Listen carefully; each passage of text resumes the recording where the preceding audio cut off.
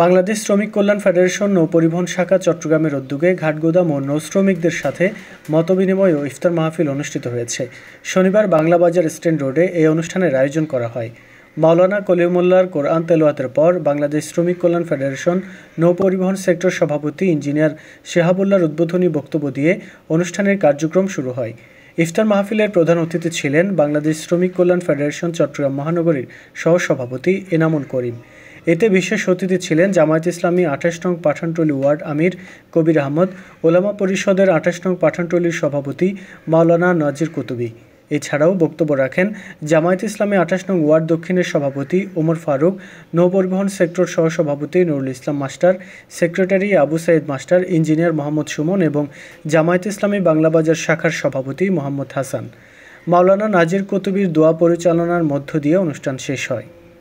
আল্লাহ রাসূল সাল্লাল্লাহু আলাইহি ওয়াসাল্লাম বলেছেন যে রোজা যে ব্যক্তি ঈমান এবং ইহসানের সাথে রোজা পালন করবে তার জীবনের সমস্ত গুনাহ মাফ করে দেওয়া হবে।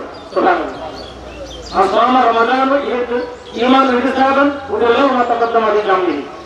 এর অতীতের সমস্ত গুনাহ মাফ করে দেওয়া হবে এমন একটি ঘোষণা দেওয়া হয়েছে।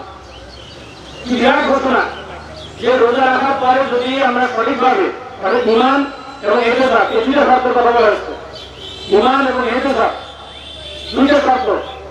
একটা হচ্ছে ঈমান, আমরা ঈমান করতে সবাই, আমরা সবাই আল্লাহ এবং গায়ের প্রতি ঈমান এনেছি, কিন্তু সঠিক অর্থে ঈমান আনার অর্থ কি?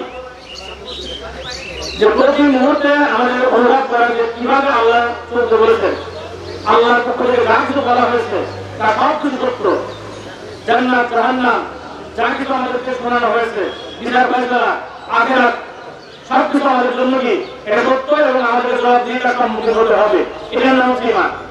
এই আয়োজনের মধ্য দিয়ে বাংলাদেশ শ্রমিক কল্যাণ ফেডারেশন সকল মানুষকে একদিকে আল্লাহর দিকে ডাকছে, অন্যদিকে মানুষের নিজেদের অধিকার পাওয়ার জন্য আল্লাহ রাব্বুল আলামিন যে সমস্ত ঘোষণা করেছেন, শ্রমিকের গায়ের ঘাম শুকানো লাগে, তাদের ন্যায্য পাওনা পরিশোধ করার জন্য আল্লাহ রাব্বুল আলামিন ঘোষণা করেছেন শ্রমিক আল্লাহর বন্ধু।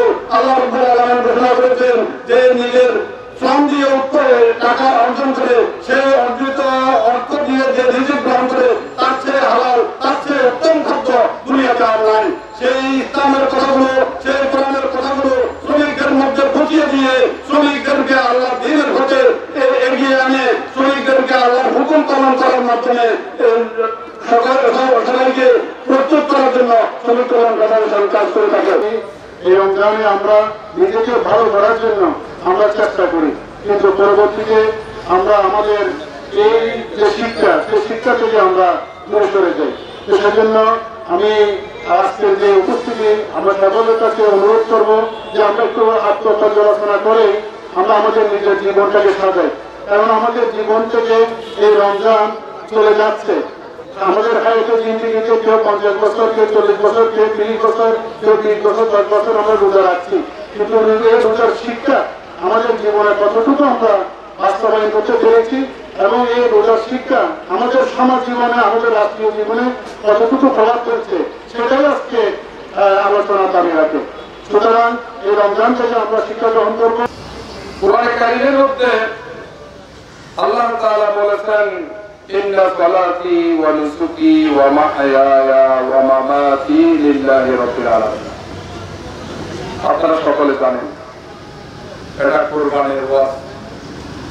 বেশিরভাগ কুরবানির ঈদে আমাদের উলামায়ে কেরাম এই ওয়াজ করে থাকেন। সংগ্রামী সাথী বন্ধুগণ, রোজা একমাত্র ইবাদত, রোজাই শুধু মাত্র একটি আল্লাহর ইবাদত, আল্লাহর সন্তুষ্টির পথ, যেই পথ সম্পর্কে আল্লাহ রাব্বুল আলামিন সরাসরি বলেছেন অন্য কোন ইবাদতকে সংযুক্ত না করে হাদিসে কুদসির মাধ্যমে as-সাওমু লি, রোজা আমার জন্য। রোজা কার জন্য?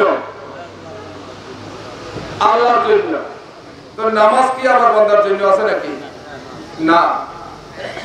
এরপরে আল্লাহ বলছেন ওয়া আনা আজিজি বিহি, রোজার প্রতিদান আমি দেব, আল্লাহর কুদরতি নিজ হাতে দেবেন। রমজান মাস তাকওয়ার মাস, সূরা বাকারার 183 নম্বর আয়াতে বলতেছেন ইয়া আইয়ুহাল্লাযীনা আমানু কুতিবা আলাইকুমুস সিয়ামু কামা কুতিবা আলাল লাযীনা মিন ক্বাবলিকুম লাআল্লাকুম তাত্তাকুন। হে ঈমানদারগণ, তোমাদের উপরে রোজা ফরজ করা হয়েছে যেমন ফরজ করা হয়েছিল তোমাদের পূর্ববর্তীদের উপরে, তোমরা তাকওয়া অর্জন করো।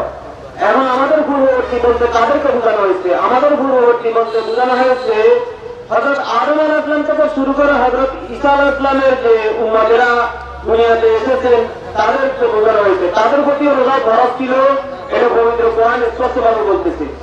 ঠিক তদনুযায়ী আমাদের উপরও রোজা ফরজ করা হয়েছে।